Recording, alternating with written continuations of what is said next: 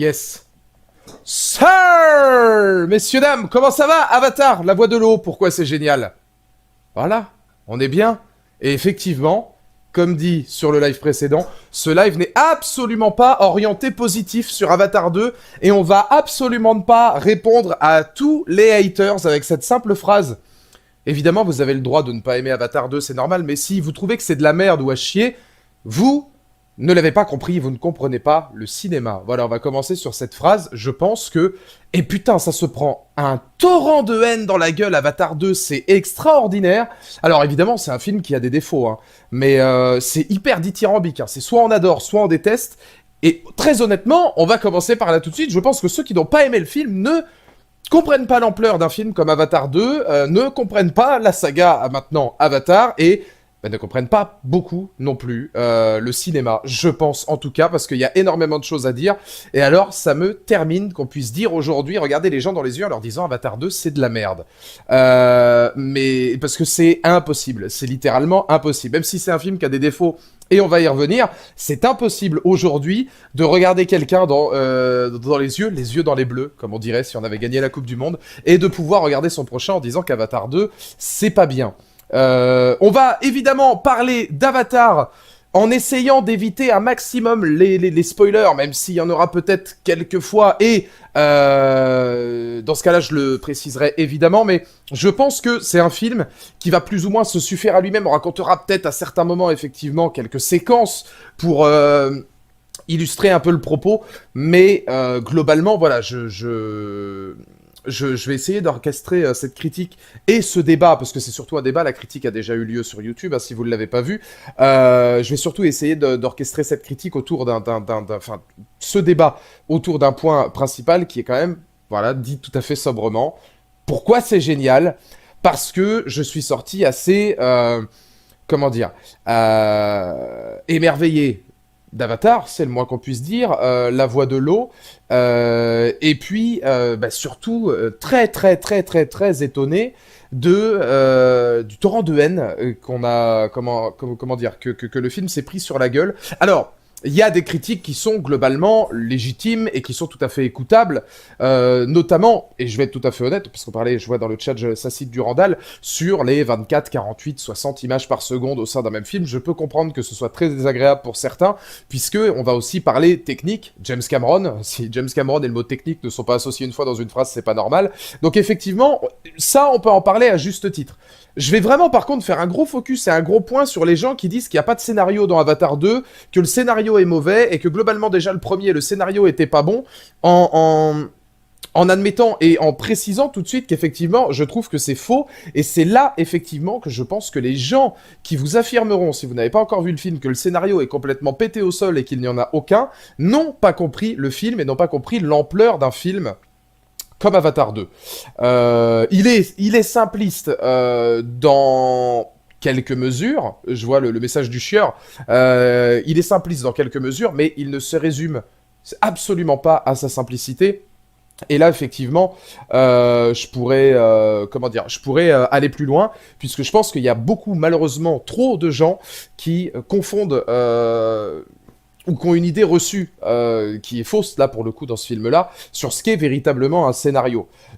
Sur les rebondissements, sur les péripéties, sur les dialogues, sur ce qui va se passer de manière intrinsèque dans l'œuvre pour permettre à l'œuvre d'exister. Un scénario, ce n'est pas uniquement ça. Un scénario, c'est aussi comment donner vie à un film. Un scénario, c'est aussi un enrichissement d'univers. Un scénario, c'est aussi de la créativité. Un scénario, c'est aussi tout ce qui va être au-delà, justement, du script. C'est pas la même chose, un script et un scénario, et c'est à ce niveau pour moi qu'Avatar 2 a été vraiment très bon, et très bonne remarque du ciné-culte, et c'est la remarque que je vois la plupart du temps du côté des défenseurs du film, parce qu'il y a quand même, beaucoup de défenseurs hein, à Avatar 2, heureusement d'ailleurs, mais parmi les défenseurs justement d'Avatar 2, beaucoup citent Mad Max, Fury Road, comme un scénario effectivement très simple. Il y a énormément de longs métrages qui aujourd'hui ont le statut de films cultes et qui ont pour le coup pourtant des scénarios qui sont loin d'être révolutionnaires.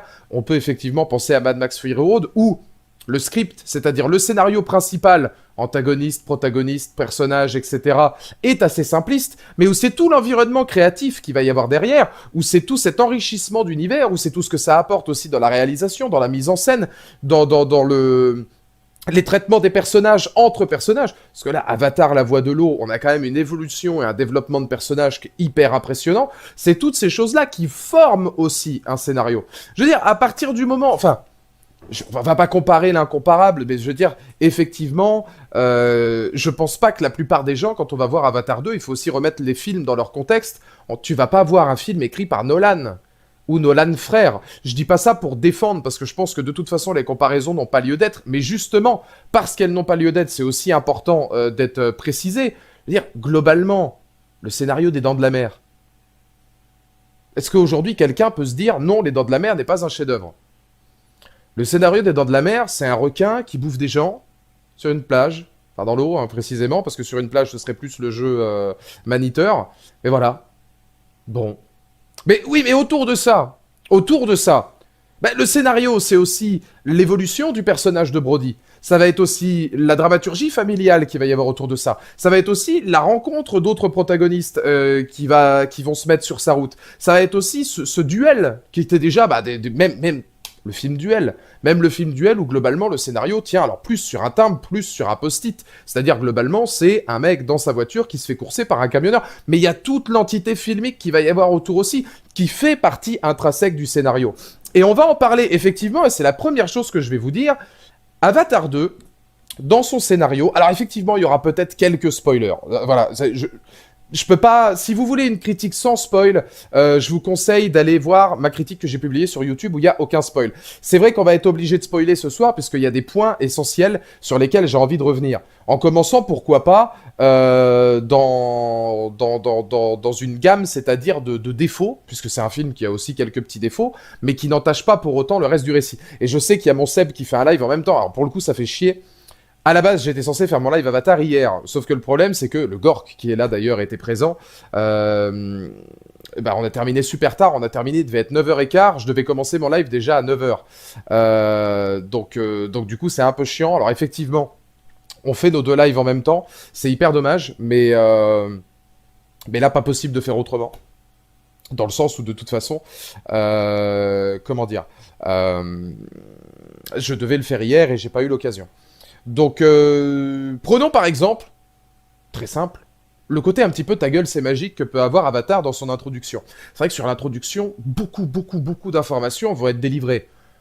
La fille de l'Avatar de Sigourney Weaver, tous les enfants de Jake Sully et de Neytiri, la mort donc des antagonistes qui va être... réutiliser, c'est-à-dire les souvenirs, etc. Enfin voilà, tout ce qui faisait d'eux leur âme et leur personnalité qui vont être récupérés dans des avatars Na'vi pour pouvoir donner cette vengeance, puisque c'est un film qui est beaucoup plus orchestré autour d'une vendetta, et puis effectivement des attitudes qui font que là on a un petit peu ce côté ta gueule c'est magique d'un point de vue scénaristique. Bon bah écoute, oui bon bah d'accord, Sigourney Weaver a eu un enfant, bon, bah, très bien, il y a pas de problème, bon ça sort un peu de nulle part mais pourquoi pas. Les avatars des méchants qui étaient gardés qui étaient développés un petit peu dans l'ombre au cas où, etc. T'es là, tu fais bon. Ouais, d'accord. Pourquoi pas. Enfin voilà, il y a énormément de situations comme ça où effectivement de temps en temps tu peux avoir ce côté très ta gueule c'est magique, on va te donner des informations comme ça. Je trouve pas que ces informations-là nuisent au scénario, au contraire. Il y a énormément notamment le personnage, je crois, de Kiri, hein, qui est la fille donc de l'avatar de Sigourney Weaver, qui est pour moi le meilleur personnage du film, sans aucun problème. Donc effectivement, il y a ces situations où on pourrait se dire que le scénario tient sur un timbre, dans le sens où ça va être surtout de la vengeance, une histoire de vendetta entre le spectre des antagonistes du premier qui vont vouloir se venger de Jake Sully, et puis un truc vieux comme le monde pour ramener les humains directement du côté de Pandora. Bon bah écoute, on cherche une nouvelle planète, ça c'est vrai que globalement, effectivement, ça tient sur un timbre. On cherche une nouvelle planète pour coloniser. Voilà, c'est de la colonisation pure et simple. On cherche une nouvelle planète pour faire débarquer des humains. Pandora, ça peut être l'idéal. Donc on va commencer à tout raser. Et je pense que beaucoup trop de gens, malheureusement, se sont contentés de ça. C'est-à-dire, il y a beaucoup trop de gens qui se disent « Ok, ça c'est le scénario, c'est tout ». Et c'est là que justement j'ai envie de mettre un point d'honneur. Non, et surtout sur un film comme Avatar, non, le scénario, ce n'est pas que ça, c'est une évidence, et ce n'est même pas le scénario le plus important du film. Parce que autour de ce scénario, il va y avoir une extension d'univers, une création d'univers, une création de tellement mais comme je le dis, d'enrichissement créatif sur Pandora, sur ces nouveaux, sur cet autre côté de planète, sur ces nouveaux clans, etc., sur toutes ces choses-là, qui vont être aussi partie intégrante du scénario. Un scénario, c'est aussi un développement de personnages. Comment aujourd'hui dire qu'Avatar 2 est mauvais et comment dire aujourd'hui qu'Avatar 2 n'a pas de scénario quand on a tout un rite initiatique autour des enfants de Jake Sully. Tous ces enfants-là qui vont devoir devenir des hommes, qui sont dupés par les autres clans, les rivalités entre clans, etc. C'est aussi des bribes d'histoire d'amour. C'était aussi le cas sur le premier.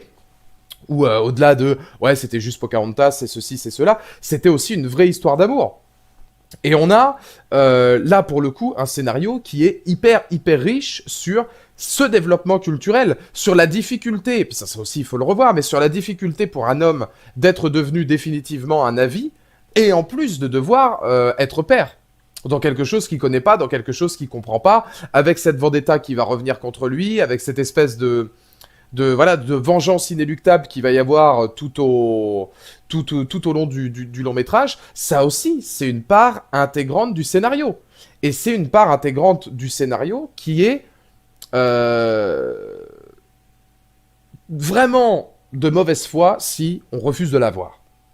Et pour moi, il y a ce traitement-là qui est beaucoup trop important pour qu'on le refuse de le regarder aujourd'hui. Je vais prendre un autre exemple aussi. Je peux prendre l'exemple de la pâte. Alors, j'étais pas forcément le plus fan de ce traitement-là, dans le sens où, pour moi, le colonel aurait dû mourir à la fin. Voilà, c'est vrai que c'est d'un point de vue narratif. Si on a encore un troisième film où le colonel est antagoniste principal ou autre, même si on imagine que peut-être avec le personnage de Spider, il y aura un développement qui peut peut-être l'emmener sur d'autres dessins, mais je trouve que ça aurait été beaucoup plus épique, et puis ça aurait pu emmener les films à passer véritablement vers autre chose derrière, plutôt que de regarder l'esprit du colonel encore et encore, là où je pense que ce n'était pas forcément utile. Mais quand bien même vis-à-vis du personnage du colonel, là aussi on a un immense ta gueule c'est magique avec « Ah bah il avait un gosse ». Bah, il n'y a pas de problème, du coup. Bon, moi, par rapport à sa personnalité, ça m'étonne un peu. Mais à partir du moment où tu vois ça, le personnage de Spider apporte quand même quelque chose, offre un traitement narratif, offre un développement intellectuel, offre de nouvelles perspectives vis-à-vis du colonel et vis-à-vis de différents personnages. Et ça aussi, c'est important à développer. Et ça aussi, ça fait partie du scénario. Comme l'idée d'avoir tout le... Comment dire Merde. Putain, qu'est-ce que je voulais dire? Bah, tout l'idée de ce développement-là, en fait, vis-à-vis des différents clans, vis-à-vis des différentes manières aussi de concevoir la spiritualité, vis-à-vis de tout l'univers aquatique, sous-marin, vis-à-vis de tout l'enrichissement de la faune, de la flore, de toutes ces choses-là, ça aussi, c'était hyper pertinent. Et ça fait aussi partie du scénario. J'ai tendance en fait à voir qu'avec Avatar, les gens ont tellement été matrixés dans l'idée de se dire Avatar c'est Pocahontas et c'est juste beau, qu'ils sont allés voir le film. C'est un petit peu, tu vois, ce que je reproche aux gens dans le cinéma d'aujourd'hui, c'est d'avoir déjà un avis préformaté sur la question avant même d'aller voir le spectacle. C'est-à-dire que là, globalement, tu vas voir un film qui est un voyage, qui est une attraction. Et c'est ce que je le disais aussi, comment dire, c'est ce que je disais aussi précédemment, hein, c'est-à-dire que faut pas le comparer avec d'autres œuvres. Tu vas pas voir Avatar pour avoir effectivement un scénario méga poussé, encore qu'il l'est. Enfin pour moi, par rapport à tout ce que je dis jusque maintenant, il l'est. Mais tu vas pas y voir pour avoir un mind game psychologique, etc. Il faut savoir adapter aussi ce que tu vas regarder. Là, tu vas voir un voyage. tu vas avoir un voyage, tu vas avoir un dépaysement. J'ai quand même vu de la mauvaise foi au-delà de se dire, ouais, l'immersion, elle marche pas, l'immersion, elle est too much de toute façon, à aucun moment on rentre dedans, c'est un jeu PS2. Je me dis, waouh, tu vois, c'est chaud. En vrai, c'est chaud. De dire à un moment donné, ouais, c'est un beau jeu vidéo, enfin, je sais pas, les gars, mais tu sais, ranger la rage, quoi. Malheureusement, ce film-là m'a aussi fait comprendre un truc, Avatar. Je sais pas si c'était le cas sur le premier, j'étais trop jeune pour m'en rendre compte. Les mentalités ont aussi un peu évolué. Euh, le rageux de base va parler énormément. Le rageux de base va beaucoup, beaucoup, beaucoup, beaucoup s'exprimer. La plupart du temps, ce sera pour rien dire. Il faut le reconnaître. Et il y a des torrents de haine sur ces films-là qui est, pour moi, totalement illégitime. Et hyper, hyper, hyper de mauvaise foi. Notamment, bah, par exemple, sur le scénario, où si on ouvre un petit peu sa perspective, si on ouvre son champ des possibles, on peut aller chercher plus loin. Comme je le disais, je pense qu'il y a beaucoup de gens, malheureusement, qui ont été préformatés en se disant qu'ils n'allaient pas aimer parce que le scénario allait être éclaté, et qui sont restés sur le côté très manichéen de l'œuvre. Effectivement, Avatar est un œuvre extrêmement manichéen. C'est la lutte des gentils, du bien contre le mal, c'est la lutte des gentils navis, écolo, etc. Enfin voilà, le traitement écologique, environnemental, face aux méchants humains, déforestation, appropriation culturelle, évidemment tout ce qui va être colonisation. Enfin voilà, tu as tous les traitements qu'on peut avoir. Mais le film va vachement plus loin que ça. Et la fermeture d'esprit qu'on peut avoir pour cette œuvre, je la trouve hyper dommage, parce que justement, c'est un voyage où il y a une immersion qui est quasiment instantanée. Il y a comme je le disais, un enrichissement culturel, et là je parle même pas encore de la technique, je parle juste du scénario et ce que ça montre sur les personnages. Il y a énormément d'émotions et énormément d'empathie, je sais pas si ça a été le cas pour vous dans le chat, mais n'oublions pas non plus justement, comme on parle de technique, que là on est sur un film où globalement, on est face à des images de synthèse. Alors il y a beaucoup de choses qui sont quasi photoréalistes maintenant, c'est ça qui est incroyable, je pense notamment à l'immense baleine, alors je crois que c'est les Tulkun. Je crois pas que ce soit. Je crois que c'est les Tulkun, il me semble. La créature s'appelle pas Tulkun, la créature a un nom. Je me souviens plus exactement. Je l'avais noté dans ma critique, mais il me semble que c'est voilà, les créatures s'appellent les Tulkun. Et voilà, ce Tulkun-là est quasi photoréaliste. On est quasiment presque sur de l'ordre de pouvoir toucher les choses, quoi. Alors effectivement, il y a ce côté-là. Et Cameron a réussi à rendre ça émouvant, spirituel et empathique vis-à-vis du spectateur. Et c'est très très très très très costaud. C'est très costaud et c'est très très très fort. Payakan, merci beaucoup, ouais. Payakan, qui est donc un Tulkun, qui est le Tulkun avec lequel va se lier d'amitié le fils de Jake Sully. Et voilà, là aussi, je veux dire, on a un scénario où, si tu vas chercher un petit peu plus loin, même le développement d'un animal, d'une créature de Pandora, est travaillé. Alors on va me dire qu'il n'y a pas de scénario dans Avatar 2, mais tous les gens qui vont se dire que c'est nul, je parle pas des gens qui n'ont pas aimé, il y a beaucoup de gens qui ont le droit de pas aimer, on reviendra sur le 24-48 images secondes. Là je parle vraiment de tous les gens qui disent que c'est nul, parce que c'est effectivement un débat orienté, dans le sens où j'oriente mon débat sur un petit peu une réponse à tous les commentaires négatifs que j'ai pu avoir, qui est une réponse que moi je considère en tout cas objective. Je dis pas ça parce que j'ai trouvé ça très bon, je dis ça parce que d'un point de vue objectif, avec un peu d'ouverture d'esprit, c'est facile à voir. On a quand même tout un pan de scénario qui certes est un scénario secondaire, mais on va avoir de la chasse à la baleine, on va avoir des équivalences sur qu'est-ce que l'humanité fait à Pandora, comment a évolué l'humanité par rapport à Pandora, comment l'humanité réussit à user de Pandora, alors encore une fois avec tout ce qui est le traitement animal, environnemental, etc. qui va revenir. Donc on a toutes ces choses-là qui sont hyper intéressantes, et on a en plus derrière de l'écriture narrative sur ce Tulkun qui a un passif, etc., qui va se lier d'amitié avec ce personnage, et qui va se façonner, qui va s'enrichir. Et oui, c'est un film qui a un scénario. Moi, il y a beaucoup de choses qui m'ont touché vis-à-vis des êtres humains, et vis-à-vis enfin, vis-à-vis de l'humanité, de l'âme, parce que c'est pas les êtres humains, là, pour le coup, c'est les navis, mais vis-à-vis de l'âme des navis. Je trouve que tout le traitement qu'il y a autour des enfants est très intéressant. C'était d'ailleurs hyper risqué de mettre sur un petit peu sur le côté Neytiri, alors peut-être pas un peu moins Jake, mais Neytiri est quand même vachement plus mise de côté dans ce film-là que par rapport au premier, au détriment ou au profit, comme on l'imagine, des enfants, où les enfants vont avoir une vraie place, où on va apprendre aussi l'enfance des Na'vi, les rites de passage. Alors oui, il y a beaucoup de redondance avec le premier. Ça, je suis d'accord pour tous ceux qui se disent, bon, ça apporte rien. Si, ça apporte des trucs. Mais d'un point de vue de montage et de dramaturgie, c'est sensiblement la même chose. On apprenait avec Jake Sully à monter des animaux, etc. Bon, bah là, voilà, les thématiques, elles sont... ouais, voilà, je suis un peu d'accord avec le chieur, c'est-à-dire que ces thématiques-là, ces enjeux-là, sont sensiblement les mêmes. Ils ont déjà été usés dans le premier, on les reprend là aussi pour bah, monter des animaux aquatiques maintenant, et puis pour avoir ces rites initiatiques également. Mais au moins, on apprend des choses. Au moins, il y a un enrichissement. On découvre tout un pan narratif. Et je me mets à la place de James Cameron. Je me dis, imagine ce que je suis capable de faire sur la suite. Là, là, ça va être la vraie question.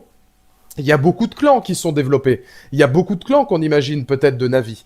Par contre, derrière, effectivement, sur 5 films, c'est tout l'un ou tout l'autre. Soit sur 5 films, on va avoir une claque extraordinaire, il va réussir à se renouveler constamment, soit, bon, eh ben, ça va être compliqué peut-être d'apporter autant de nouveautés. La nouveauté, je vous parle, culturelle, environnementale. Je pense que par rapport au personnage de Kiri, on pourrait en parler effectivement. Est-ce que, selon vous, je me souviens plus si dans le film c'est précisé, mais je crois pas qu'on sait qui est son père dans le film. Est-ce que pour vous, Kiri serait potentiellement, là, ces théories, l'Immaculée Conception? J'ai eu l'impression, en fait, de la part de Kiri, qu'elle aurait pu être limite créée par Aiwa. Dans la manière dont elle utilise ses nouveaux pouvoirs, pareil. Nouveauté, création originale, création narrative. Ah mais non, mais il n'y a pas de scénario, etc. Machin. Si, tout ce scénario-là, toute l'ambiguïté qu'il y a autour de ce personnage, toute, comment dire, toute l'envie qu'il y a de montrer ce protagoniste que ça, pour moi, c'est l'Immaculée Conception. C'est-à-dire, on ne l'explique pas, c'est Anakin, voilà, c'est l'incarnation d'Aiwa, je pense. Ça, pareil, c'était intéressant de le trouver. C'était intéressant de le trouver. Alors, il peut y avoir un rapport Julie. Nous, on dit Anakin. Je vois beaucoup de gens qui citent Jésus. Ça peut être une interaction aussi, comment dire. Ça peut être une interaction biblique, religieuse. Mais fallait le trouver aussi. Fallait être capable de le mettre. Alors après, on est allé tellement loin. Et c'est ce que je disais par rapport aux gens qui parlent le plus fort à chaque fois. Hein, mais on est allé tellement loin dans la mauvaise foi, c'est un jeu PS2, c'est ceci, c'est cela, c'est machin, qu'on l'a bien vu dans mes commentaires, la plupart du temps, les gens qui n'ont pas aimé sont obligés systématiquement toujours de répondre aux commentaires des gens qui n'ont pas aimé non plus. Genre, allez les gars, on fait front, c'est super, je suis d'accord, machin, etc. Il y a eu aussi beaucoup de mauvaise foi sur ces ambitions-là, et sur ce personnage de Kiri, par rapport au fait qu'elle ne servait à rien, qu'elle sortait de nulle part. Je trouve quand même que c'est vraiment, vraiment, vraiment malvenu quand on sait qu'elle, effectivement, et je suis d'accord avec vous, elle a la possibilité d'être l'un des prochains grands protagonistes de la saga, si ce n'est même le grand prochain personnage, et de continuer cet effort de spiritualité là où justement, on est beaucoup plus dans un esprit de famille. Il a été capable de réinventer aussi son objectif. Là, c'est l'enjeu familial qui est important. Et merci Elias pour le don. Merci beaucoup, ça fait plaisir. J'étais trop ému pendant le film après 13 ans d'attente et au passage dédicace au plus grand de ce sport. Messi, tu as fini le jeu, le débat est clos. Moi qui ai toujours été pro Ronaldo, largement. Et les gens ici qui me suivent sur Twitch, notamment le Johan par exemple, le savent, parce que j'en ai souvent parlé. Moi qui ai souvent été pro Ronaldo, j'admets que voilà, je courbe un petit peu les chines, je pose un genou au sol, je pense qu'effectivement le débat est clos, Lionel Messi est, à mon avis, le plus grand objectivement de tous les temps. J'en parlais avec le daron tout à l'heure, je pense que Ronaldo, la seule chose qui lui reste au-dessus de Messi, c'est d'un point de vue sportif, c'est le physique, joueur beaucoup plus physique, et puis le fait d'avoir réussi dans beaucoup plus de clubs et dans beaucoup plus de championnats, ce qui pour moi est très important. Maintenant, quand tu vois le nombre de trophées gagnés, la longévité, parce que malheureusement Ronaldo cette année c'est difficile, et puis l'année qu'il fait au PSG avec la Coupe du Monde pour sceller la chose, Messi a frappé un grand coup. C'est déjà difficile Ronaldo comme fin de carrière, mais voir ton rival de toujours en plus gagner la Coupe du Monde, je pense qu'à mon avis il va passer une fin 2022 pas terrible.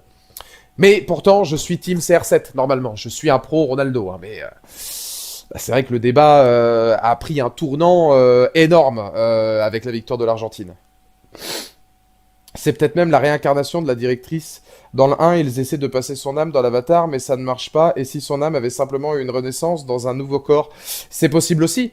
C'est possible aussi parce qu'on sait que justement, voilà, il n'y a pas de père, il n'y a pas d'immaculé, etc. Bon, on essaie de transposer l'un des personnages qui était le personnage de Sigourney Weaver qui croyait le plus en Eywa, qui était le plus Na'vi avant même de l'être, hein, finalement, qui croyait le plus en cette peuplade. Est-ce que finalement Sigourney Weaver s'est pas réincarnée dans Kiri, par rapport au fait que l'âme a peut-être été bloquée dans l'arbre, dans Eywa, dans quelque chose comme ça, et puis que c'est arrivé tout de suite dans son enfant, où on sait pas trop la création. Donc c'est peut-être la réincarnation, effectivement, de Grace, ou c'est soit ça pour moi, soit une immaculée conception, parce que Grace était tellement... comment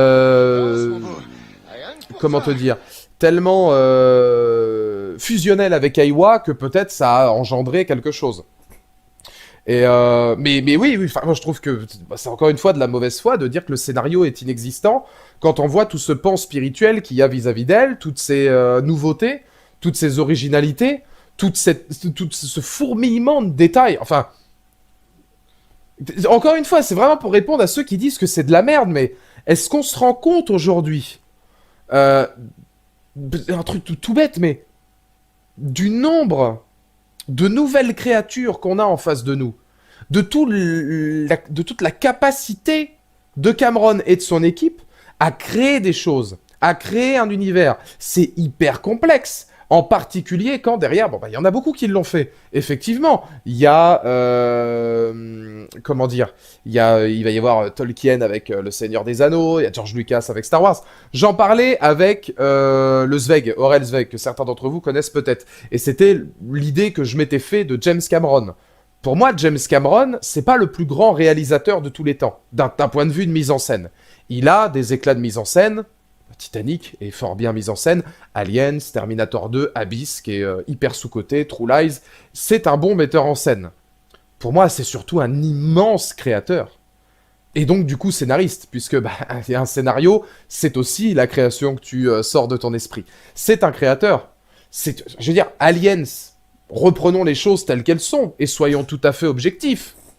Pour tous ceux, parce que là, en ce moment, pareil, hein, Cameron sort Avatar, on a toute la communauté de Aliens, de toute façon, je suis pas fan, qui vont venir d'un coup, parce que Cameron sort Avatar, c'est le moment d'en parler, et, alors le tweet qui me dégoûte toujours, hein, mais toujours bon de rappeler qu'Alien, c'est le moins bon des films Aliens. Alors déjà, Prometheus et Covenant sont arrivés depuis, hein, et de deux, non, en fait non, parce que, soyons tout à fait honnêtes et lucides, qui a créé Alien? C'est Giger et Cameron, en tout cas c'est mon avis. Les créateurs d'Alien, c'est Giger et Cameron.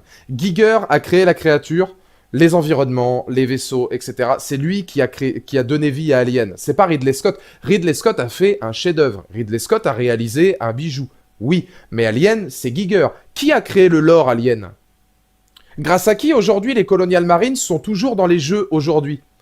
Grâce à qui un visionnaire, parce que j'ai pas d'autres mots, comme Neil... Ace Moody serait fou avec cette phrase-là. Comme Neil Blomkamp, qui a même plus le droit de faire un film aujourd'hui d'ailleurs, voulait faire Alien 5 en reprenant le lore d'Aliens. Grâce à qui on a la reine? Grâce à qui on a la gestation Alien? Grâce à qui on a tout cet enrichissement culturel? Grâce à qui, aujourd'hui, en version longue, on avait un traitement narratif autour de Ripley, mère, etc. James Cameron, Tim Newt, mais à tous les jours de la semaine. Aliens, qui a créé Terminator, qui aujourd'hui est une saga culte, avec l'enrichissement du Terminator, et même le coup de poker de tenter Terminator 2 avec un Arnold Schwarzenegger qui passe du côté du bien. Tous les jours de la semaine, James Cameron. Et là, t'arrives sur Avatar, et on va se dire que c'est nul comme le premier. Alors maintenant, c'est pareil, hein, les haters, même le premier était déjà nul. Et je me dis, mais attends, comment on peut dire que le scénario et que le film est bidon quand t'as cette capacité à créer, à s'investir et à voir justement tout ce panel de faune et de flore, tout ce lore, tout cet héritage déjà que va laisser Avatar, effectivement, à la pop culture et au monde du cinéma. Ah bah Ripley est hyper touchante dans Aliens. Mais alors l'avantage, c'est que... Enfin, le désavantage, plutôt. Le désavantage, c'est que... Il faut regarder la version longue. La version longue a beaucoup plus de séquences cultes avec Ripley et permet beaucoup plus de comprendre son attachement à Newt, notamment vis-à-vis de sa fille, Amanda. qu'on apprend morte alors qu'elle était en train de dormir, Ripley, puisque ça se passe 50 ans plus tard, avant qu'il y ait le superbe jeu Alien Isolation d'ailleurs, qui est parmi ce qui s'est fait de mieux dans l'univers Alien film et hors film. Et voilà. Alors après, qu'il y ait des incohérences, je suis assez d'accord, notamment avec Teddy. J'en ai parlé tout à l'heure, et c'est aussi objectif de le dire. J'irai pas jusqu'à dire que c'est incohérent, je dirais qu'il y a beaucoup de choses non expliquées ou qui arrivent en mode ta gueule c'est magique et qui sont données au spectateur en mode tiens prends. Encore une fois, le fils du colonel. Bon, ouais ok d'accord, mais putain, enfin oui ça sort de nulle part. Grace qui a une fille. Bon ok d'accord, mais ok, bon si tu veux. Les clones avatars avec leur personnalité qui est emmenée directement dans des avatars et puis qui sont revenus là pour établir leur vengeance. Ok, d'accord. Les humains qui arrivent sur... Voilà, ça tient sur un... Effectivement, ça tient sur un timbre. Bah, en fait, on voudrait coloniser, donc s'il vous plaît, maintenant, Pandora, c'est à nous. Ouais, ok, ça, c'est vrai que c'est pas non plus ce qu'on a fait de meilleur. Maintenant, Gork a raison, et puis de toute façon, on vit dans un monde où Gork, il a toujours raison, il faut le dire, et hier, il a encore hier, il a encore brillé, il nous a éclaboussé de son talent. Mais les réponses seront peut-être dans les prochains films. Là où, globalement, c'est vrai, et... Je me dis,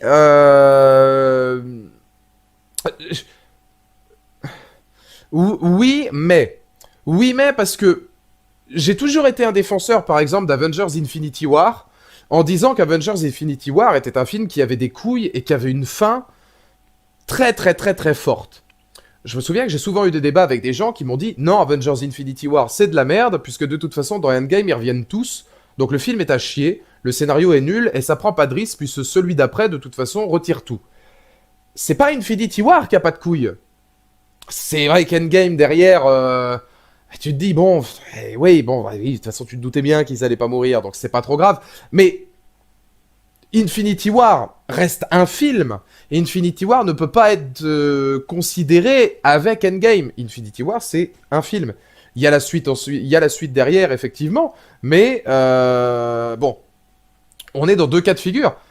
Même si Endgame supprime un petit peu toutes les couilles qu'avait Infinity War, reste que Infinity War derrière était un film qui était burné.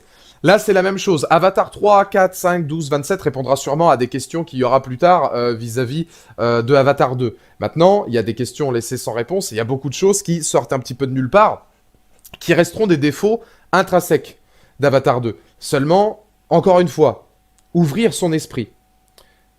Ouvrir son éventail d'actions pour mieux comprendre, mieux voir et mieux admettre qu'effectivement, Avatar 2 a beaucoup de bonnes choses narrativement, scénaristiquement, et qu'on n'est pas uniquement sur, soi-disant, un jeu vidéo. On n'est pas uniquement sur, soi-disant, voilà, un film qui n'a pas de scénario, qui n'est que là que pour faire beau, pour montrer une nouvelle technologie, etc. Non, il y a des pans émotionnels très très forts. Il y a des situations étonnante, je pense, effectivement. Alors, je le dis, c'est un film, c'est un live où il y a des spoils. Là, il y en aura un gros, donc quittez si jamais vous voulez pas être spoilé maintenant. La mort, effectivement, d'un personnage hyper important qui est l'aîné de Jake Sully. Où tu te dis, c'est quand même un film qui a les couilles de faire mourir un adolescent Navi, qui derrière va servir à la dramaturgie des autres personnages, qui va servir à la dureté de Jake Sully vis-à-vis de son plus jeune mâle, puisqu'il a aussi une petite fille, et puis donc Kiri qu'il a adopté. Mais enfin, vous voyez où je veux en venir. Voilà, il y a tout ce pan-là narratif, et il y a toute cette création culturelle qui fait partie du scénario. Et à un moment donné, à dire et admettre que ce film-là n'a pas de scénario est une erreur monumentale. Je sors juste du ciné, j'adore, il y a des passages que je comprends pas, mais je l'ai trouvé magnifique. Bah après, il y a beaucoup de spiritualité, il y a beaucoup de choses qui sont, à mon avis, qui seront répondues dans les prochains. C'est exactement ce qu'on était en train de dire. Donc du coup, je pense qu'il y aura beaucoup de réponses qui seront, cataloguées dans les prochains, notamment sur le personnage de Kiri, les pouvoirs qu'elle va avoir, le fait qu'elle a un rapport très fort avec Eywa. Mais oui, je pense que c'était, oui, la mort de ce personnage était assez inattendue, Gork. Moi, je pense qu'on était tous d'accord pour se dire que soit Jake Sully, soit Neytiri étaient peut-être en situation difficile. Finalement, il a réussi à rebasculer les cartes, donc On s'en fout du fils guerrier, c'est personnage très secondaire, aucun attachement à ce perso. Oui, mais alors là, je vais reprendre un message qui était très intéressant. Les gens confondent je n'aime pas et c'est objectivement mauvais. C'est Aaron Stone qui dit ça. Je pense que ton commentaire, Bob, c'est exactement ce que ça représente. On s'en fout du fils guerrier. Non, tu t'en fous du fils guerrier. Personnage très secondaire. Objectivement, pas du tout. C'est le personnage principal avec tous les autres gosses. Aucun attachement à ce perso. C'est ton point de vue. C'est là la différence avec Avatar et c'est là la différence avec objectivité et effectivement, j'ai pas apprécié. Il y a effectivement beaucoup peut-être de personnages, et je peux te comprendre totalement, il y a peut-être beaucoup de personnes qui n'ont pas été sensibles au traitement narratif, qui n'ont pas été sensibles au traitement des personnages, qui n'ont pas été particulièrement embarqués dans l'aventure, et voilà, qui se disent, oui, bon, moi les enfants de Jake Sully, je m'en fous un peu, ça m'a pas touché. Certes, c'est tout à fait écoutable. La différence est que c'est pas pour autant que le personnage n'est pas bien écrit, qu'il n'a pas d'impact, et que justement... il est, alors c'est comment que tu disais, qu'on s'en fout et que c'est très secondaire. C'est juste le personnage en fait qui est le plus important du film. C'est grâce à lui en fait que tout le développement narratif à la fois du père qui montre ses difficultés en tant que père et aussi le petit jeune un petit peu rebelle qui va souvent le mettre en difficulté, qui va amener à sa mort, la mort d'un des enfants de Jake Sully est forcément un enjeu hyper important dans une œuvre comme Avatar. Puisque ça va peut-être totalement changer la donne pour les prochains. Parce que là, on peut imaginer peut-être que cette guerre ne fait que commencer et que l'issue sera beaucoup plus fatale pour l'un ou l'autre. Donc il y aura une bascule qui sera évidente. Il y aura un rapport à Eywa qui sera différent. Il y aura énormément de situations qui sont différentes. Donc on ne peut pas objectivement dire on s'en fout. Non, que tu t'en foutes, oui, bon ça, il n'y a pas de problème, j'ai pas de problème avec ça. Maintenant, derrière, comment dire, objectivement parlant, c'est comme, voilà, tous les gens qui diront le film n'a pas de scénario et il est nul. Vous avez tort. C'est pas grave, mais vous avez tort. Le film a un scénario, le film est structuré, le film démontre des choses, le film n'est surtout pas que le manichéisme des gentils contre les méchants. Ça, c'est objectif.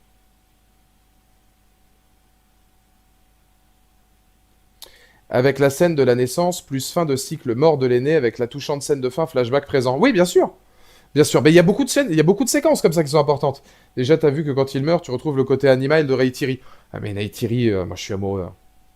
Neytiri, je suis in love. Neytiri, il y a aussi ça, il faut aussi saluer, parce que quand même, il y a les comédiens qui sont derrière. Hein. Si vous n'avez pas vu, il y a pas mal d'extraits qui ont circulé, notamment du premier Avatar et aussi du deuxième, où on voit tous les comédiens en train de jouer, et l'émotion et tout ce qu'ils sont capables de transmettre. Réussir en motion capture aujourd'hui à faire ça et puis donner ce rendu-là vis-à-vis des personnages en image de synthèse, c'est extraordinaire. C'est extraordinaire. Après, Neytiri, effectivement, je trouve qu'elle est pas mal mise de côté. Elle est quand même vachement mise de côté, elle est beaucoup plus, entre guillemets, absente de ce film-là que par rapport au premier. Il y a aussi, c'est normal, je veux dire, ça part beaucoup autour des enfants. Donc c'est les enfants qui, là, pour le coup, prennent beaucoup plus le pas sur le reste. Et il y a tout le nouveau clan à développer, hein, le clan de Cliff Curtis et Kate Winslet. Donc effectivement, il n'y a pas la place pour mettre autant de protagonistes en avant. Je ne crois pas avoir vu le grand guerrier du premier. Alors je me souviens qu'il était doublé par la voix de Johnny Depp et Ewan McGregor. Tsutei. J'espère que je crois que c'est Tsutei. Est-ce qu'on le voit dans le 2 même brièvement ou pas du tout? Je me souviens même plus s'il meurt à la fin du premier, mais alors je me souviens plus du tout. Je sais qu'il y a une BD qui est sortie récemment, mais je sais pas si elle est canon. Mais je sais plus ce qui devient, moi. Il meurt dans le premier? Putain, mais je me souviens plus du tout de ça. Je l'ai revu au ciné Avatar. Hein. Je me souviens plus du tout de sa mort. Ah si, c'est pas dans l'avion? Il se prend pas 2-3 balles dans l'avion et puis il tombe d'un vaisseau. Ah si, c'est peut-être ça. Je crois qu'il monte enfin, il saute sur un vaisseau, il en tue un ou deux, puis il se fait canarder, puis il chute du vaisseau. Si, voilà, c'est bon, j'ai la scène. Parce que j'ai vu qu'il y a un comics qui était sorti sur Tsutei.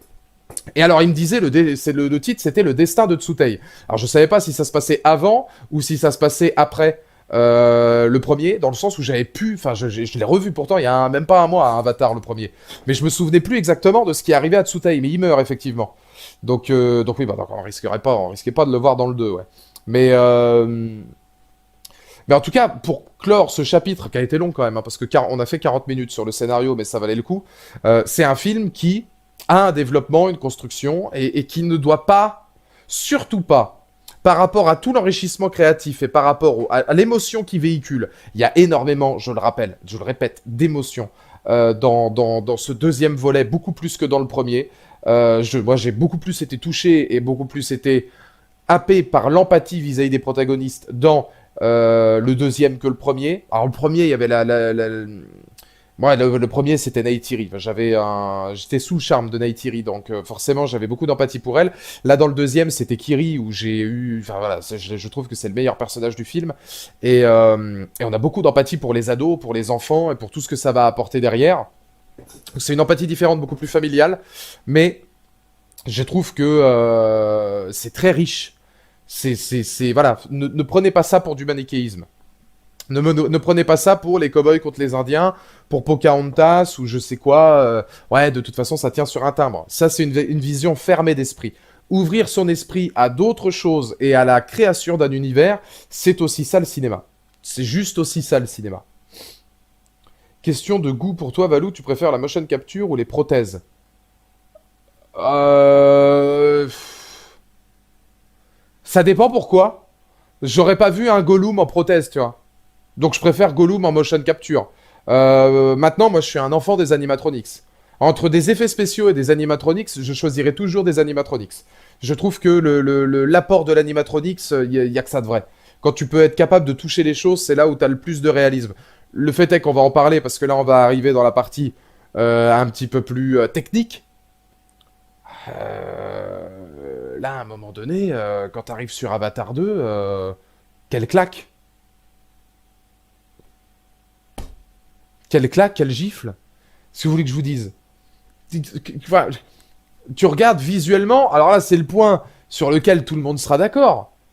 Qu'est-ce que tu veux que je te dise, quoi? T'as vu les détails visuels, les détails, encore une fois, de créativité sur les changements physiques, par exemple, des clans, sur les navis, sur le détail insensé des images de synthèse. Enfin, l'une des premières vraies images qu'on va voir du film, c'est le gros plan sur Zoé Saldana qui est enceinte et tire à l'arc. Là aussi, pareil, il y a un sens du détail de malade. Il aurait pu juste faire tirer Neytiri à l'arc. Non.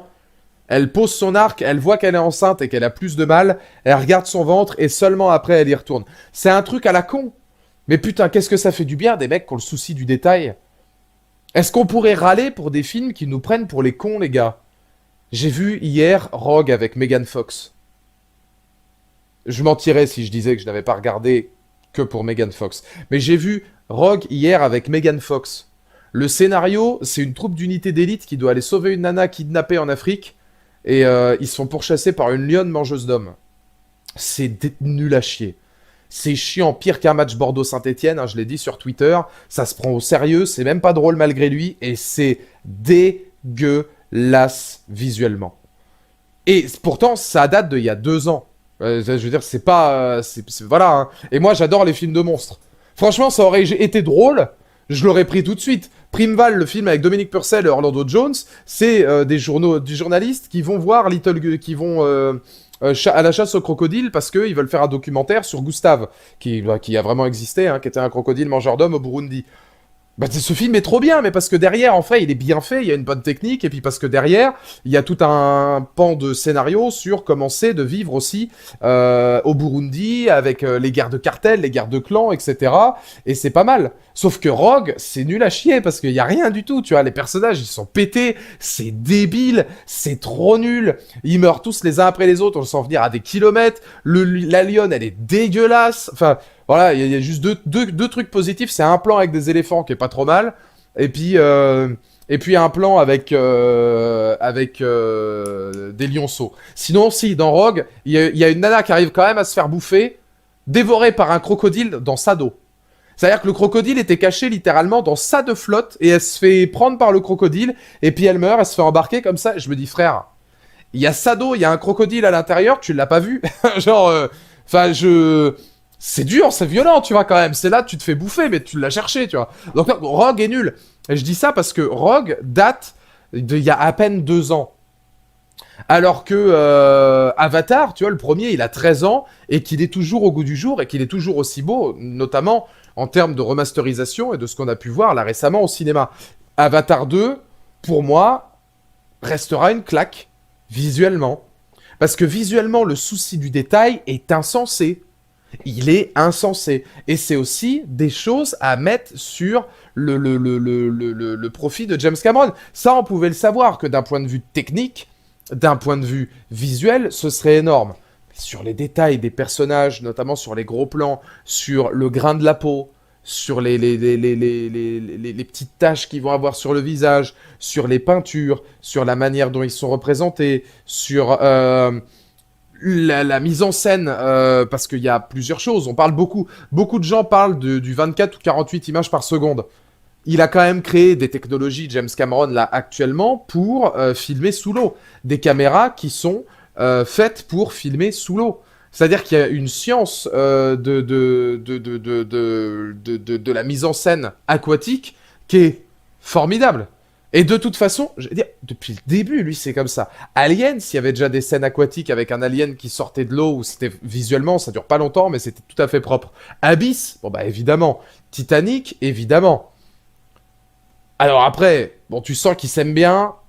Je pense qu'on l'a tous vu. C'est l'une des dernières séquences, me semble-t-il, hein, du film. Quand le vaisseau, enfin le bateau, le cargo des humains coule. Globalement, qui dans le chat n'a pas revu Rose et Jack sur le Titanic? Le truc coule en comme ça. Le plan est le même. Avec les deux personnages qui sont sur le bateau. Et puis qui voilà, voient le bateau couler comme ça, et puis qui vont couler avec le bateau avant de remonter à la surface. C'est le même plan, hein. Alors là, tu peux te le dire, hein, c'est le même plan. Mais il met énormément de cinéma, de son propre cinéma dans celui-là. Mais c'était... On sent en fait que c'est un film qui lui tient à cœur, parce que tu l'imagines bien, mais tous les films qu'il a fait auparavant l'ont aidé à en arriver là.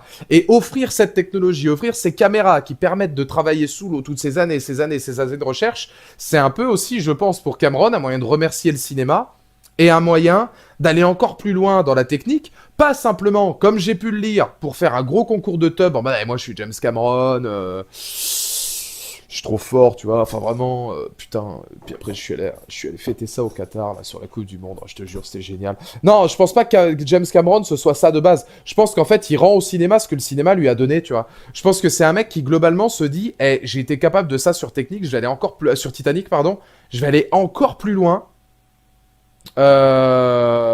Juste histoire bah, que le cinéma, il gagne, au final.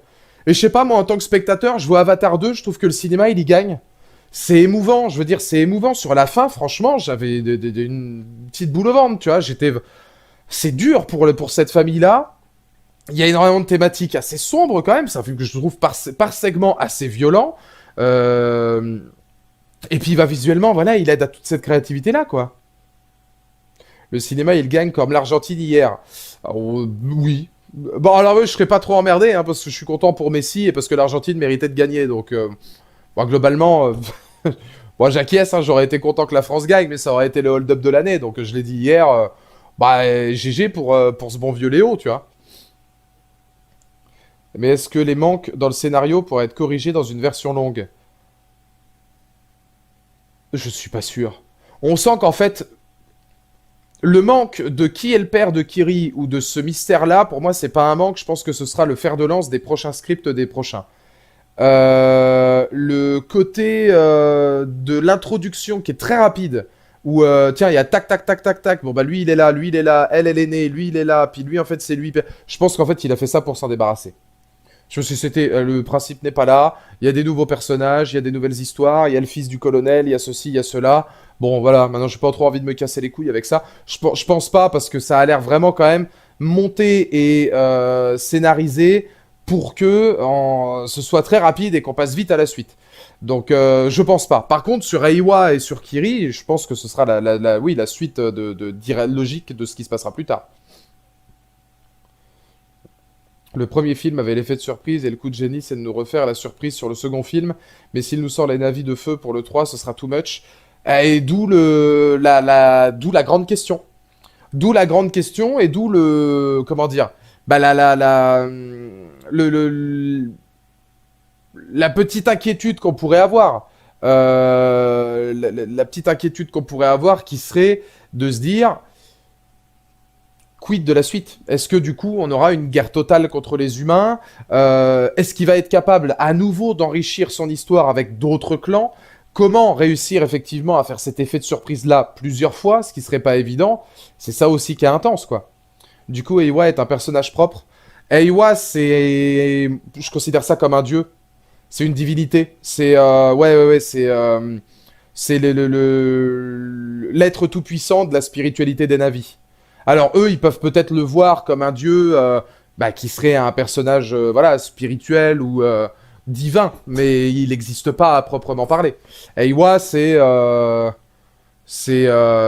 oui, c'est la divinité, quoi. C'est comme si tu disais par exemple, c'est comme si tu prenais Thor et que tu parlais d'Odin, quoi. C'est comme si tu regardais la série Viking et puis qu'il te parle de Odin, etc. Voilà, c'est la divinité ancestrale. HFR variable, horrible, ou comment sortir du film à chaque changement. Je suis pas forcément d'accord, moi ça m'a pas plus choqué. Là-dessus, je peux rien dire sur les gens qui ont aimé ou pas aimé, parce que globalement, bon bah là ça va être une question de ressenti. J'ai eu la chance de voir le film en 3D, donc avec la capacité HFR, etc. Je trouve que ça se voit. Personnellement, je trouve que c'est positif. L'avantage de le voir en 3D et de le voir avec cette capacité HFR, c'est que on n'a plus cette espèce de flou et on n'a plus le petit défaut du 24 images par seconde qui est de se dire dans les scènes d'action, c'est un peu plus flou, un peu plus lent et un petit peu plus saccadé parce qu'effectivement, il faut aller plus vite. Là, avec l'avantage du 48 ou du 60 images par seconde, sur les scènes d'action, c'est beaucoup plus propre, c'est beaucoup plus clean, beaucoup plus fluide. On gagne énormément en fluidité. Donc moi, je trouve que c'est un apport intéressant. Maintenant, après, déjà, effectivement, enfin, comme dit Justine, il faut le voir. C'est-à-dire, il y a peut-être des gens qui le... Alors après, ça dépend des cinémas. Je sais pas si tous les cinémas sont capables de le diffuser, ça. Mais je sais que, voilà, il y a des gens qui le voient pas particulièrement. Moi, je crois que j'étais allé avec un pote, avec le camarade, l'ami Kenny, que certains d'entre vous connaissent évidemment, ce beau vieil énergumène, qui, lui, bon, ça ne l'a pas choqué outre mesure. Je suis pas sûr qu'il avait vu les changements de frame et les changements de rating sur l'image.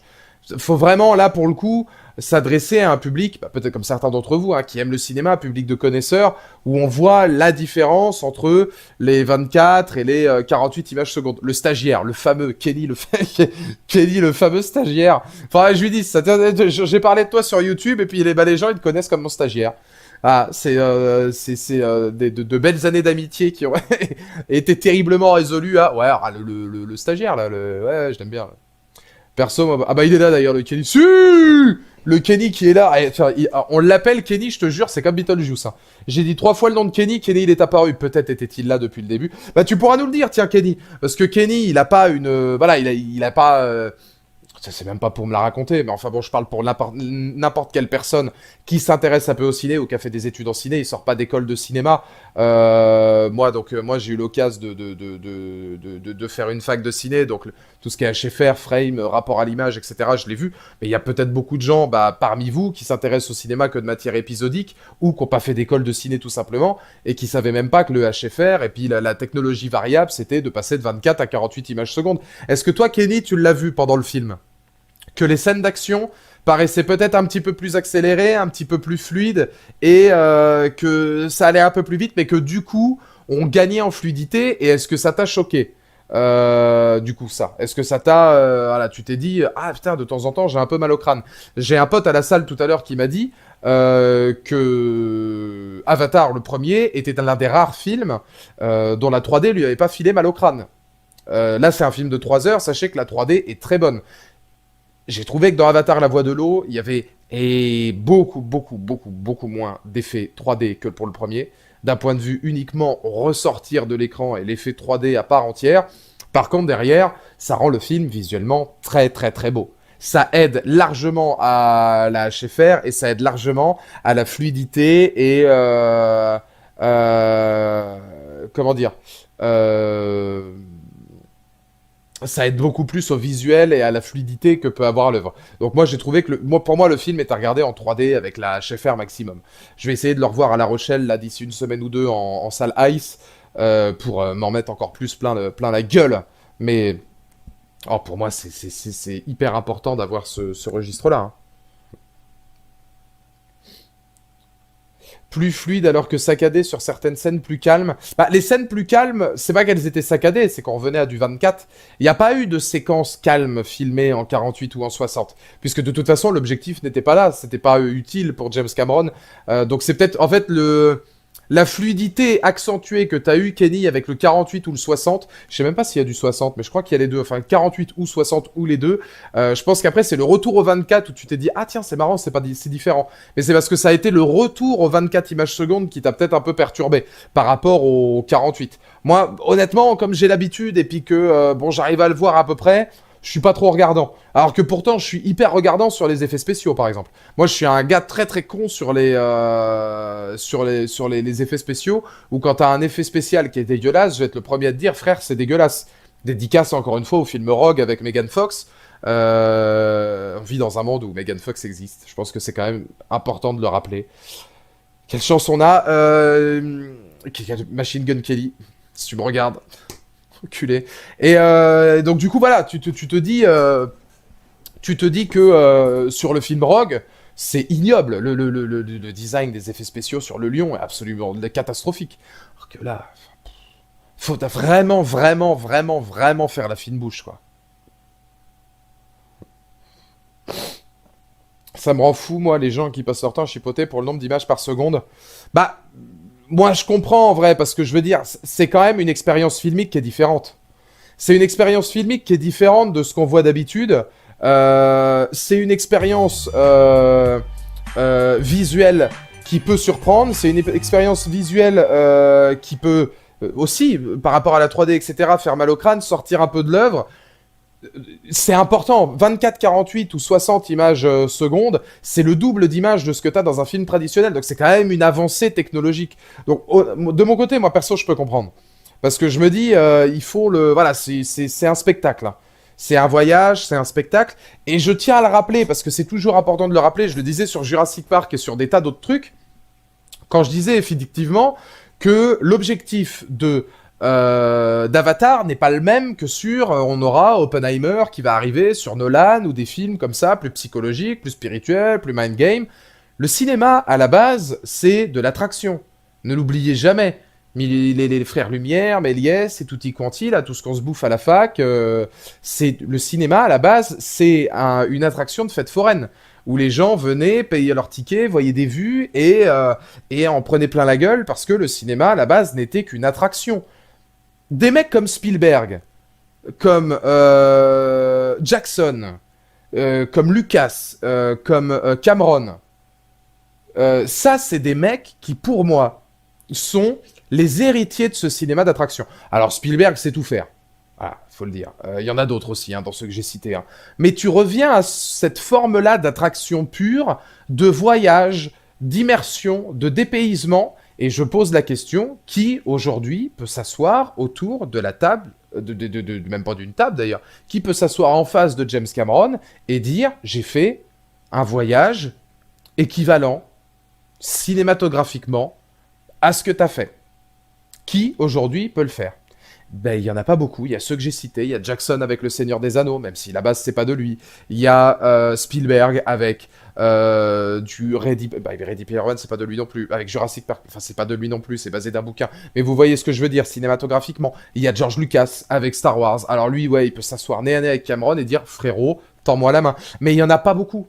Il y en a pas beaucoup. Et c'est du voyage, c'est du dépaysement, c'est de l'attraction. Et franchement, bah, c'est la perfection en termes d'attraction. C'est la perfection dans ce que ça veut donner. Il faut pas, je pense, quand tu vas voir Avatar, te tromper comment dire, faut pas te tromper faut pas te tromper. Sur le mec qu'on peut plus, là, ça fait 1h30 qu'il défend son bazar, faut pas te tromper. Voilà. Non, faut pas que tu confondes en fait ce que tu vas voir. Faut pas que tu aies la tête ailleurs de ce que tu veux voir. Et merci Félix pour le don, comment tu vas-tu? Le retour. Le retour du Félix sur YouTube. Comment ça va mon Félix? Salut Valou, une claque sur Avatar 2. Le retour de Sam Worthington, alors qu'on n'avait pas vu depuis longtemps, donc ça fait hyper plaisir. Zoé Saldana Impérial. Je l'avais dit, je sais pas ce que t'en as pensé Félix, j'ai trouvé un peu en retrait, mais immense dans ce qu'elle fait. Le chant final qui est hyper beau, très touchant. Et puis le retour animal, comme on disait, je crois que c'était Gork qui disait ça, je sais plus qui le disait, c'était peut-être pas Gork. Mais le côté animal qui va ressortir derrière de quand elle perd son enfant, qui est somptueux. Et puis Sigourney Weaver, que je suis in love de cette dame, son personnage espiègle est ultra cool. Sigourney Weaver, qui est voilà, qui est formidable dans ce rôle-là, ça doit lui changer de ce qu'elle fait d'habitude. Et je le dis, et je m'en fous, je le dis, je le confirme. Je l'ai vu, Sigourney Weaver, dans les avant-premières qu'a pu faire Cameron et son équipe pour Avatar. Elle a 70 ou 71 ans, je crois, aujourd'hui. Sigourney Weaver, ça reste l'une des femmes les plus belles, les plus charismatiques et les plus daronnes de l'histoire. C'est tout. Sigourney Weaver, c'est une madone. Sigourney Weaver, c'est la perfection. Il y a... Honnêtement, Sigourney Weaver, moi, je pense que c'est mon actrice préférée. All time. Là, voilà, je suis d'accord avec Félix. Pour moi, c'est une des, parce qu'il y en a plusieurs, mais une des plus grandes dames du cinéma. C'est Sigourney Weaver, l'ensemble de sa carrière, c'est exceptionnel. C'est une des plus grandes de l'histoire. C'est une des plus grandes. Enfin, ce qu'elle est encore capable de faire aujourd'hui et la fidélité qu'elle a pour ses réalisateurs, pour ses équipes, etc. Elle a 73 même, César, ouais, 73 ans. 73 ans, c'est phénoménal. Et elle les fait pas, hein. Elle les fait pas. Alors après, vous allez me dire, aujourd'hui, en vrai, t'en as plein des comédiens, des comédiennes qui font pas leur âge. On va repenser à Tom Cruise ou autre, hein, mais c'est fabuleux. C'est fabuleux. Meryl Streep. Ah bah il y a Meryl Streep, il y a Sigourney Weaver. Si tu devais citer les plus grandes dames, oui, bah oui. Meryl Streep, Sigourney Weaver, je pense que l'impact de Marilyn Monroe a été aussi extraordinaire. Agnès Varda, t'en as plein, hein, je veux dire, des grandes comédiennes. J'allais ressortir Megan Fox, mais enfin c'est pour autre chose. Enfin, tiens, Lucas, comment ça va? Glenn Close, formidable. Enfin, il y en a plein, puis du cinéma du cinéma d'avant aussi. Hein. Je citais Varda, Brigitte Bardot, l'était tout autant, c'était des madones. Hein. Après, il y a des comédiennes qui ont beaucoup plus été dans la longévité. Ça, c'est Sigourney Weaver, c'est une longévité extraordinaire. Bah, l'une des plus grandes dames du cinéma, c'est Maggie Smith, qui était notamment Audrey Hepburn. La classe ultime, Audrey Hepburn, évidemment. Mais Maggie Smith, de Jane Fonda, enfin, il y en a plein. Il y en a plein. Même la comédienne qui jouait dans Game of Thrones et qui a fait Chapeau melon et bottes de cuir, qui est une actrice extraordinaire, qui a une longévité fantastique. Il y en a plein, hein. Il y en a plein des comme ça, où tu t'es Sandra Bullock, par exemple, aussi, qui a été capable de faire un peu tout dans n'importe quel style. Kate Blanchett, qui est phénoménale. Enfin, il y en a beaucoup. Mais Sigourney Weaver, je trouve qu'elle a un truc en plus. Enfin, pour moi, Sigourney Weaver, c'est vraiment... Winona Ryder, belle carrière, Winona Ryder. Sigourney Weaver, pour moi, c'est la matriarche, c'est la madone. C'est vraiment... voilà, t'es là et tu te dis... elle a... ce qu'a moins réussi à faire l'actrice de Terminator, qui jouait Sarah Connor. Un peu, mais moins, tu vois. Sigourney Weaver, c'est vrai que ça a été vraiment... Elle a évolué sur des tas de configurations. Elle a fait de la comédie, elle a fait avec Space Quest, je crois. Elle a fait du SOS Fantôme, elle a fait Alien. Puis alors Alien, c'était quand même quelque chose. Elle est revenue sur Avatar, elle a fait des projets plus intimistes. Voilà, c'est beau, hein. C'est beau. J'ai même pas lu le petit message de mon Lucas. Je sors tout juste du ciné là après 3 heures de pur plaisir, mais le premier est mieux. Ah ouais, j'ai plus été touché par le deuxième. Moi, je trouve que le deuxième est quand même vache. Disons que le premier, le deuxième ressemble sur certains points au premier. Il a 1 heure qui est issue du premier. Et après, il t'offre quelque chose en plus. Il a le mérite de continuer à t'offrir ce qu'a fait le premier en t'offrant des choses supplémentaires. C'est génial. Faut tenir dans le temps, beaucoup disparaissent une fois âgés. Pas toujours, mais dans une carrière, c'est très long, c'est très rare de trouver des acteurs qui n'ont pas de traversée du désert. C'est-à-dire, même des mecs brillants moi, j'adore Val Kilmer, mais Val Kilmer, lui, c'est aussi la maladie, c'est dommage. Mais Val Kilmer a eu une petite traversée du désert quand même avant de revenir un peu sur le devant de la scène plus tard, avant sa maladie. Le meilleur exemple, c'est Mickey Rourke. Le meilleur exemple, c'est Mickey Rourke, d'un mec brillant qui s'est flingué, qui a eu des mauvais choix, mauvais entourage. Je vous incite à aller voir la vidéo de Réservoir Vlog pour en apprendre plus. Puis qui revient après derrière. Et qui a ce panache, tu vois, puis qui va se reperdre encore dans la foulée, mais qui revient un petit peu avec The Wrestler, et puis derrière les Expendables, et puis pas mal de films comme ça. Même un rôle dans Iron Man 2. Alors, pas de bol, parce que Iron Man 2, c'est le moins bon des 3 Iron Man, et c'est un peu bâclé, je trouve, ce qu'il y a sur le... comment dire c'est un peu bâclé sur le fond, même si je trouve que lui, il se débrouille plutôt bien. Mais Noomi Rapace, j'aime beaucoup. Noomi Rapace, j'aime énormément. C'est une actrice que j'aime beaucoup. Ah, pour le coup, je dédicace à Demoiselle d'horreur. Hein. N'hésitez pas à aller voir sa critique sur Lemb. Enfin, en tout cas, son interview sur Lemb. Elle avait eu la chance de rencontrer et d'interviewer Noomi Rapace. Qui est pour une héritière naturelle de Sigourney Weaver. Alors, on a cité Jamie Lee Curtis aussi. Hein. Jamie Lee Curtis aussi. Il y en a beaucoup. Rosario Dawson, moi je suis fan absolu de Rosario Dawson. Whoopi Goldberg. Whoopi Goldberg, aujourd'hui c'est difficile de parler des plus grandes fans du cinéma sans citer Whoopi Goldberg. Whoopi Goldberg, elle a quand même tout un pan de la culture cinématographique, gospel, afro-américaine qui est extraordinaire derrière elle. Alfred Woodard. Alfred Woodard, les gars. Quelqu'un me regarde actuellement et me dit ouais, Mama Babel dans Luke Cage, c'est pas ouf. Alfred Woodard dans Luke Cage, les gars. Si vous avez vu Luke Cage, putain de sa mère, comment elle est trop forte. Elle est trop forte. Alfred Woodard, c'est une actrice extraordinaire. Viola Davis aussi, hein, des gens qui savent tout faire comme ça. Mais je suis d'accord avec mon Félix. Ah, Sigourney, c'est Sigourney. En fait, le 2 est meilleur sur les persos, mais le 1 est mieux rythmé et plus fluide. Honnêtement, les 3 heures, elles passent à une vitesse. Il y a des gens dans le chat qui ont trouvé qu'Avatar 2 était trop long. Parce que moi, justement, je trouve qu'une des grandes forces d'Avatar, c'était son rythme. Hein. C'était son rythme dans le sens... les 45 premières minutes, c'est pas tout à fait 1 heure. Les 45 premières minutes, en fait, on a la continuité du premier avec les péripéties qui vont amener à leur départ. Et en fait, à partir du moment où tu te dis, il y a déjà 1 heure de passé, tu ne l'as pas vu passer parce que tu apprends plein de trucs, bam, t'arrives dans un nouveau film. Et forcément, t'en reprendrais volontiers pour 2 heures parce que tu te dis, bon bah, vas-y frère, hein, let's go, hein, de toute façon, maintenant on est là.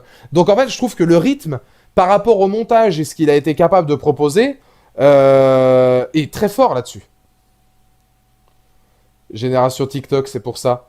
C'est-à-dire Saitama, sur le fait que ce soit trop long. Ah non, moi j'ai trouvé que c'était très bien rythmé. Alors après, moi j'ai vu des gens, c'est vrai. Ça, pour le coup, je peux pas dire que c'est faux. Bon, tu aimes ou t'aimes pas après, hein, mais il y a un commentaire d'un, je crois que c'était le Loup 54 sur le live que j'ai voulu lancer juste avant, mais le problème c'est que j'ai pas pu le lancer parce que j'avais des problèmes de montage, donc il a fallu que je refasse toute une version de mon live. J'ai eu des problèmes techniques au début du stream qui disait véridique, hein, c'est vrai, hein. Et ben vous savez, dans ma salle, et il n'y a pas que dans la mienne, hein, et ben il y a des gens qui ont quitté la salle. Et toc, donc du coup, c'est nul, toc, et nananer. Enfin, ouais, tu te dis, frère, personne n'est parfait, quoi. C'est pas ma faute s'ils sont cons, les mecs. Par contre, effectivement, il y a des gens qui, moi dans ma salle aussi, sur la première, des gens qui se sont barrés. Je suis allé le voir à 16h, juste avant le match de la France, la salle était pleine, il y a 3-4 groupes de personnes, ça pas plus de 2, hein, mais 1 ou 2 personnes et 1 ou 2 groupes de 2. Des duos, du coup. C'est plus simple.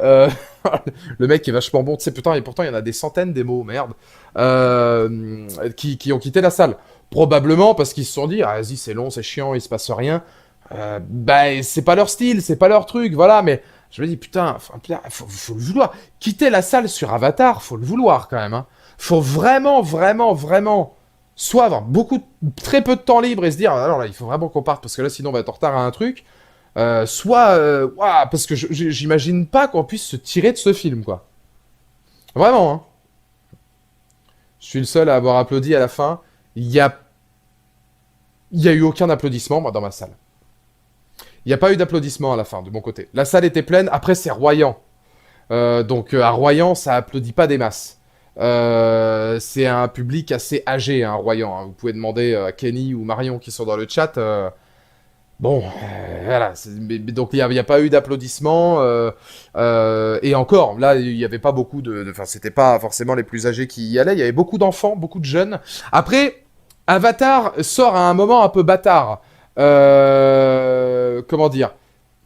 Il faut pas oublier que Avatar 2 sort 13 ans après le premier.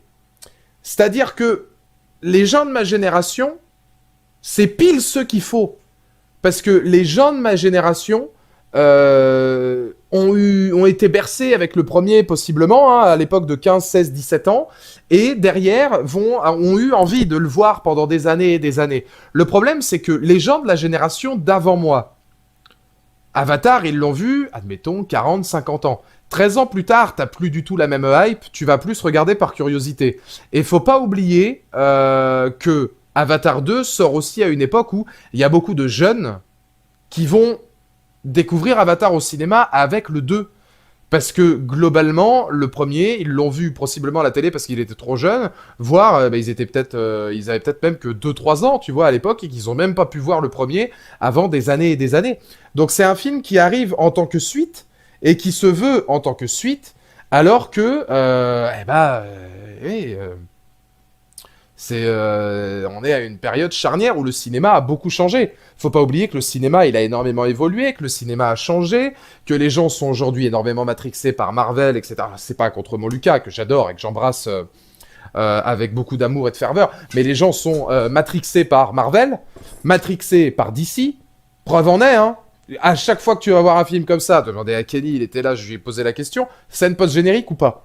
Matrixé par Marvel, on est tous en mode. Il y aura une scène post-générique. Ben non, faut pas oublier que normalement, la plupart du temps, il y en a pas, hein, dans 90% des films normaux. Il y a pas de scène post-générique. Donc forcément, derrière, tu te dis, hey, tu vas voir. Et ouais, le cinéma évolue, les attentes évoluent, les gens veulent tout de suite. On parlait de la génération TikTok, mais les gens, ils veulent tout, etc. On consomme. Je suis pas sûr qu'Avatar 2 soit un film qui se consomme. Je pense qu'Avatar 2 est un film qui se savoure. C'est beau, ça, putain. Franchement, des fois, tu vois, je sors des phrases comme ça et je me dis, je suis génial. Voilà, en toute humilité, en toute modestie. Je pense qu'il y a beaucoup de gens dans le chat qui me connaissent, notamment sur Twitch, qui seraient capables de dire la même chose. Parfois, ça a du bon d'être modeste. Mais là, effectivement, quand je vois une phrase comme ça, je me dis que je suis un peu un petit prodige. Voilà, vous pouvez m'appeler le petit prince de Royan. Des fois, comme ça, j'ai des éclairs de génie.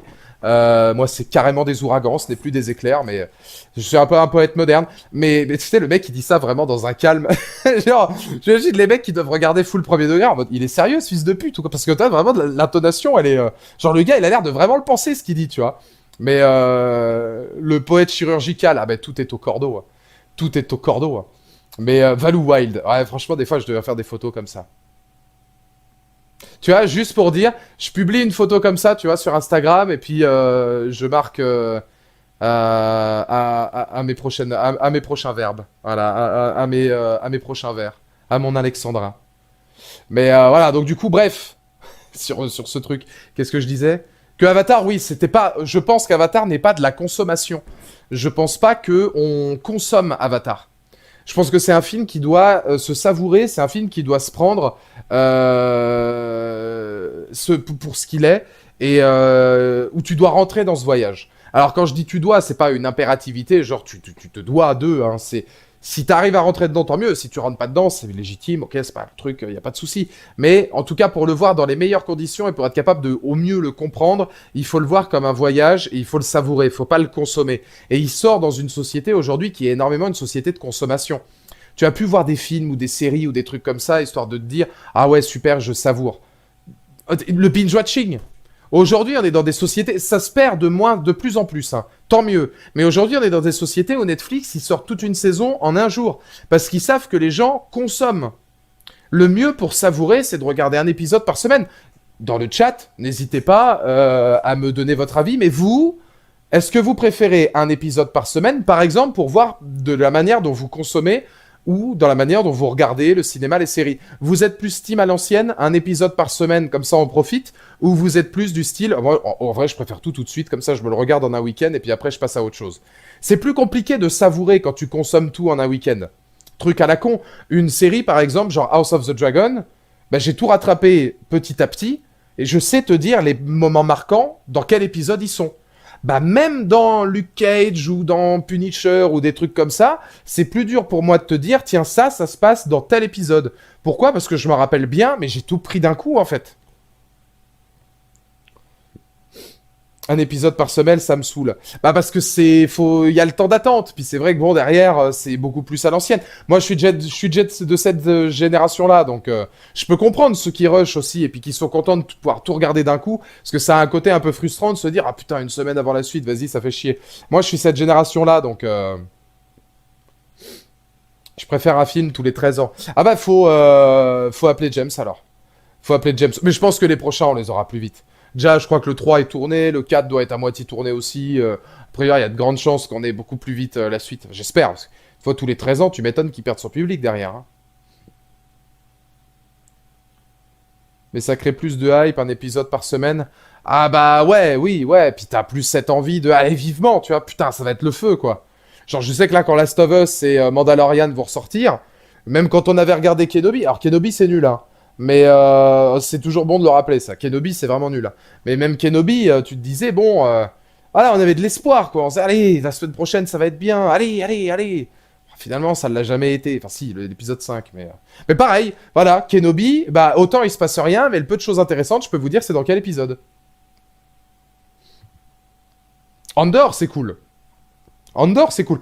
Andor, le meilleur exemple. Andor, effectivement, dans leur chapitrage des épisodes, facile de te dire, tiens, c'est là, là, là, là. J'espère que les messages d'Avatar 2 des Matrix feront les esprits dévergondés de nos jeunes qui se masturbent l'esprit à coups de Marseillais, ch'ti versus la conjugaison. Moi, j'espère que le message écologique, environnemental sur les animaux et sur la culture et sur les appropriations culturelles et sur toutes ces choses-là marcheront. Parce que c'est quand même un message hyper important aussi dans le 2 que tu étais déjà dans le premier. Après, là où j'espère être de ton avis, Félix, c'est que j'ai l'impression qu'on a quand même le retour parfois d'un cinéma, entre guillemets, tout public, mais qui est capable d'aller donner envie d'aller plus loin aux plus jeunes. Même à mes potes, enfin, je veux dire Lucas par exemple, qui est un de mes très bons potes de Royan, je sais pas s'il est encore dans le chat, il est beaucoup plus jeune que moi. Je sais qu'on a souvent parlé de Marvel, de DC, etc. Bon, tu as des films comme The Batman, Joker, Avatar, enfin des trucs comme ça, c'est tout public, c'est blockbuster. Pourtant, je suis sûr qu'il a kiffé, tu vois, il a dit qu'il avait adoré Avatar 2, et dans mes souvenirs, je crois que The Batman et Joker, il avait bien aimé. C'est le retour un petit peu des films où tu te dis, blockbuster, ça veut pas dire film con, tu vois. C'est pas parce qu'un film a des millions de box-office et a des millions de dollars de recettes et des millions de dollars pour la production que derrière, c'est obligé que le mot blockbuster soit officiellement film teubé. Moi, c'est un peu dans cet esprit-là où je te rejoins, Félix. Du style, je pense qu'un film comme Avatar, La Voix de l'eau, au même titre qu'un Mad Max, au même titre qu'un The Batman, au même titre que Top Gun Maverick, qui prend pas ton spectateur pour les cons, je pense que tous ces films-là, c'est le retour du blockbuster, effectivement, réfléchi et intelligent, qui te prend pas pour un teubé. Voilà, hein. C'est ça qui est dingue. Et puis ça peut donner aussi, bah ouais, je vois le message de Kenny, ouais, sur Marie-Galante, la redécouverte et tout, si c'est vrai, tu vois, que bah tu te dis, ouais, ça donne envie de voyager aussi, ça donne envie de voir des choses, de dire le monde est vaste. C'est bien de. Je pense que c'est un film, tu sors, t'as envie de voir le monde, tu vois. Et c'est important de voir le monde et justement de pas uniquement scroller ton téléphone, Instagram, TikTok. Attention, je vais sortir une phrase de jeune et tutti quanti. Hein. Voilà, attire l'arigot tous azimuts. Mais je te le dis. Non mais voilà. Mais moi, c'est bien aussi, comme Laurent, d'aller fracasser quelques vies. Du côté de différents endroits. Mais je pense que c'est un film qui incite au voyage. Alors oui, effectivement, il n'y a pas grand-chose à dire sur la technique. Tu as 60 ans. Ah ouais, non, mais moi, je te sors des phrases, des fois, t'as peur. Ah ouais, des réflexions dures. Hein. Mais, parce que là, le attire l'arigot, il était violent. Hein. Mais non, moi, je pense vraiment qu'il y a des... Il n'y a pas grand-chose à dire sur la technique et sur le visuel, à part, oui, c'est une immense claque. Pourquoi? Bah parce que oui, c'est une immense claque. Et parce que tu le sens venir, tu t'y attends, j'ai encore 3 mois, Anaclusmos m'emmerde pas. Ah non, plus que 2. Non, j'ai encore 2 mois et 4 jours, alors s'il vous plaît. Déjà que ça va être très dur pour moi d'avoir 30 ans. Je pense que 40, ça me fera rien. 50 non plus. 60, ça a commencé à piquer aussi. Mais 30 ans, ça va être violent. Je pense que 30 ans, ça va être l'un des jours les moins bien de ma vie. Hein. Et probablement les semaines qui vont en suivre après. Il y aura un truc psychologique où je vais me dire l'entraînement de juste avant mes 30 ans, je serai énorme au basket. Et l'entraînement qui viendra juste après sera catastrophique. Par contre, après 40-50 ans, quand je vois, tu vois, les mecs, comment on peut s'entretenir, le fait qu'on vieillit de plus en plus, tu vois, les gens vieillissent de mieux en mieux. 40 ans, 50 ans, même 60 ans, tu vois, c'est pas des âges qui vont fortement me déranger. Quand tu vois un peu, si tu t'entretiens bien, ce que ça donne. Mais 30 ans, c'est la barre psychologique qui est un peu, voilà. Heureusement que dans ma tête, j'en ai toujours 14 et demi, hein, parce que sinon, je serais dans la merde. Mais 30 ans, je pense, tu vois tout ce qui s'est passé derrière, ça doit faire peur. Bah, je te dirais ça dans 2 mois et 4 jours. Ah, ça dépend. Si dans 2 mois et 1 jour, je suis plus de ce monde, c'est que je l'aurais mal vécu. Tu imagines? C'est que voilà, c'est dur. T'inquiète, regarde-moi 35 et t'as vu le colosse. Ouais, mais après Gork aussi, c'est voilà, difficile d'atteindre la perfection. C'est voilà, quand moi je l'ai eu en face des yeux, elle s'appelait Gork. Ah, je peux vous dire que j'en suis pas là. Quand bien même, effectivement, je pense être assez lumineux, mais pas au niveau d'un Gork ou d'un Sisama, ou voilà, de ce que j'appelle l'essence de l'excellence, comme dirait Alberto Del Rio. Très bien, mais trop long. Alors, à quel niveau d'IMC, du coup, tu l'as trouvé trop long? Je pense que moi, j'ai fait un peu le tour sur le film. Je vais répondre à vos questions. Si vous avez des questions, juste sur Avatar. Hein. Si vous posez des questions sur comment dire, sur possiblement des tops ou flops de fin d'année, de séries, etc. J'ai 2 lives qui tomberont cette semaine hein, sur mes tops et flops séries, films de l'année. La musique, je l'ai trouvé très bien. Alors ça, j'en avais parlé dans ma vidéo. Ouais, c'est dur de passer derrière James Horner. J'ai trouvé que la musique était très bonne. J'ai trouvé que la musique était très très bien, très riche, épique quand il le fallait, très nuancé, très tendre, beaucoup de poésie aussi. C'est un film qui regorge de poésie de toute façon et qui correspond vachement bien avec les personnages. J'ai beaucoup aimé la musique. Au fait, jeune entrepreneur, si tu veux savoir ce que consomme ton YouTube préféré au cinéma afin de vivre les mêmes séances que tu as là, tu peux me faire un don PayPal. Tu peux me faire un don PayPal. C'est vrai, Kenny, désolé, le stage n'était pas payé. Effectivement. Bah, de mon côté non plus, hein. Je te signale que je t'ai pris bénévolement au stage. Hein. Donc c'est ça qui est terrible. C'est ça qui est dur. C'est là que je me rends compte qu'effectivement, j'aurais dû demander 10 000 euros. L'investissement aurait été magnifique. L'investissement aurait été magnifique. Ton sentiment quant à la dernière scène du film avec le fils mort au combat, ému? Oui. Bah, ému, alors, étonné de la prise de risque du film, ému par le jeu de Zoé Saldana, ému par Neytiri. Voilà, je trouve vraiment. Ah, on avait annoncé que c'était un live avec spoiler, hein, donc de toute façon tous les lives en général enfin je fais des critiques sans spoil pour que les films, quand j'en reparle dans la foulée, je le fais avec spoil pour qu'on puisse débattre. Donc effectivement, voilà, comment dire, c'était un peu prévu. Mais voilà, la dernière scène est très très forte. C'était assez inattendu de le voir mourir. Mais c'est surtout le jeu de Zoé Saldana, l'émotion de Neytiri, toutes ces choses-là qui sont pareil, des segments hyper forts que j'ai trouvé costauds. J'ai trouvé hyper costaud et assez inattendu.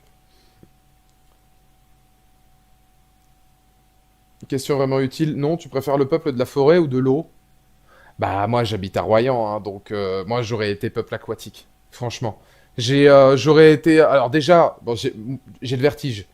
Donc globalement, j'aurais pas été, à mon avis, le meilleur guerrier de l'histoire sur un reptile volant, hein, loin de là. Par contre, l'univers aquatique, j'adore ça. Et alors là, je peux y passer des heures. Voilà, je peux passer des heures dans l'eau. Moi, c'est vraiment un monde que j'adore. Et ayant vécu une grande partie de ma vie à la mer, voilà, c'est clairement, j'aurais été peuple de l'eau, sans aucun problème. Il y a 30 minutes en trop pour moi quand ils sont sous l'eau avec le peuple de l'eau. C'est de l'initiation. C'est pas forcément que c'est en trop. C'est surtout que on reste sur une méthode de mise en scène qui est identique au premier. Donc c'est pas mal de déjà vu. C'est-à-dire, ok, on est dans des environnements différents, mais le rite initiatique d'apprentissage pour apprendre comment on fait derrière, etc., reste à peu près le même. Donc je peux comprendre qu'on trouve ça trop long. Moi, j'irai pas jusqu'à dire que c'est trop long, mais c'est vrai que c'est sensiblement la même chose. Donc on peut avoir tendance à se dire, ah, tiens, il y a des similitudes qui arrivent. Achètes-tu le Blu-ray? Ah oui, oui, oui, j'achèterai le Blu-ray. Achèteras-tu, hein? Achèteras-tu le Blu-ray? Oui, oui, sans aucun problème. Bah, j'avais le premier qui doit être, bah, il est juste là, donc c'est bien, je peux vous le montrer, qui était dans une édition, je crois que c'était l'édition du 10e anniversaire Avatar, qui était sortie, qui était en Blu-ray 4K. Hop, donc ouais, ah, Neytiri, hein. Neytiri qui était jusque là, donc avec le film où on avait ouais, 3-4 Blu-ray sur tout ce qui était version longue aussi, etc. Et du coup, oui, oui, oui, le deuxième, j'essaierai de me le procurer. J'essaierai de me le procurer. Enfin, c'est même pas j'essaierai, je me le procurerai. Après, j'attends de voir les éditions qu'ils vont faire. Parce que comme là, moi, j'ai une édition spéciale sur le premier, je suis assez collectionneur, mais je suis assez collectionneur et en même temps, j'essaie de collectionner des choses qui sont. Non, non, non, c'est que du Blu-ray. Non, je dis des conneries. C'est parce que je pensais déjà à la suite Rideus. C'est-à-dire, j'essaierai d'avoir le deuxième en 4K et celui-là, bah, c'est ce que je disais. Il y a beaucoup de Blu-ray. Hein. C'est du Blu-ray qui est à l'intérieur. C'est pas du 4K. Mais je sais, d'ailleurs, bonne question. Je sais pas si le premier a une réédition 4K. Mais le deuxième, j'essaierai de le choper en 4K et j'attends de voir les différentes versions qu'ils vont avoir. J'attends de voir si on va avoir un coffret ou si on aura peut-être une statuette ou s'il y aura différentes versions ou si on aura juste une version normale ou un steelbook. Parce que comme le premier, je l'ai mais pas en steelbook, bah, j'aurais aimé avoir le deuxième, pareil, dans une sorte de coffret dans le même genre. Sans avoir besoin d'attendre 30 ans qu'il fasse une réédition, quoi. Dans cette édition, il y a deux versions longues. Apparemment, une édition steelbook des deux premiers devrait arriver. Ouais, ouais, après, moi, cette édition-là, je l'aime bien, donc ça me... Comment dire ça m'avancerait moins.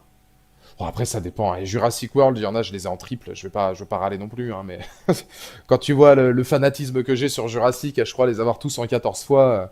Quand tu sais que je suis tellement collectionneur que Jurassic World Dominion, je l'ai quand même racheté et en steelbook et avec le coffret des 6, alors que je l'aime pas, c'est de dire le niveau quand même. C'est juste que les deux premiers, je les avais en steelbook, j'ai voulu avoir les trois en steelbook. Assez rare d'ailleurs, le steelbook que j'ai avec Blue et Beta, apparemment il commence à être coté parce qu'il a été bien vendu, ils l'ont tiré en limité. Mais j'ai eu le coffret aussi, puisque le coffret, bah, j'avais déjà Jurassic World 1, 2 et donc Jurassic World 3, mais j'avais pas les Jurassic Park 1, 2, 3 en Blu-ray. Je les avais qu'en DVD. J'avais que le 1 et le 2 en DVD d'ailleurs. J'avais même pas Jurassic Park 3. Donc là maintenant, je les ai tous en 4K plus Blu-ray. C'est le plaisir. C'est le plaisir du sexe assumé. Avatar 2, excellent, évidemment. Ah bah, je pense qu'il y a... ouais, moi, je pense pour moi, c'est génial. Je pense que c'est une œuvre à part. Il y aurait énormément de choses à dire. Hein. Je veux dire, là, c'était surtout un live débat et réponse à toutes les critiques que j'ai vues sur le film. Ça a duré 1 heure et demie, donc je pense que c'était déjà, j'espère, intéressant. Et puis surtout, on a réussi à développer pas mal de points. Mais le plus gros point faible... Pour moi, le plus gros point faible, ça reste les ta gueule, c'est magique du début. Il y a beaucoup de choses, effectivement, qui sont pas des incohérences, mais qui sont des choses peu travaillées, où ça sort un petit peu de nulle part. Et puis, ouais, la petite demi-heure où globalement, on est dans un univers différent, on a de l'enrichissement, mais ça reste sensiblement le même montage et la même trame en termes de rythme que le premier, c'est-à-dire apprendre à utiliser voilà, les animaux, les choses comme ça, Mais ça reste très mince. Moi, encore une fois, je l'ai dit, hein, j'ai passé 50 minutes à en parler tout à l'heure, mais je considère que le scénario n'est pas faible du tout. Parce que le scénario, c'est pas uniquement du manichéisme des gentils contre des méchants. Le scénario, c'est vraiment... faut aller au-dessus de ça. Et quand tu arrives à aller au-dessus de ça, t'as le droit à ton chocolat Milka. Voilà, je te le dis. Voilà, c'est la fin. Quel jour on est? On est le 19, putain, sur mon calendrier de l'avant. Regardez ça, comment ça va se le mettre à l'arrière de la gueule pour fêter la fin de ce stream. Est-ce que ce live vous a plu? J'ai trouvé que c'était intéressant, je pensais avoir plus de rageux. Et je pensais avoir plus de commentaires négatifs en mode c'est de la méga chiasse. Mais visiblement, ils sont tous partis dès le début. Donc du coup, ça veut bien dire ce que ça veut dire. C'est que tous les gens qui disent qu'ils n'ont pas aimé, je peux comprendre. Mais tous les gens qui te disent que c'est de la merde, quand tu leur donnes des arguments par A plus B, bah, il y en a moins, hein, bizarrement. Mais beaucoup moins de gens, tu vois.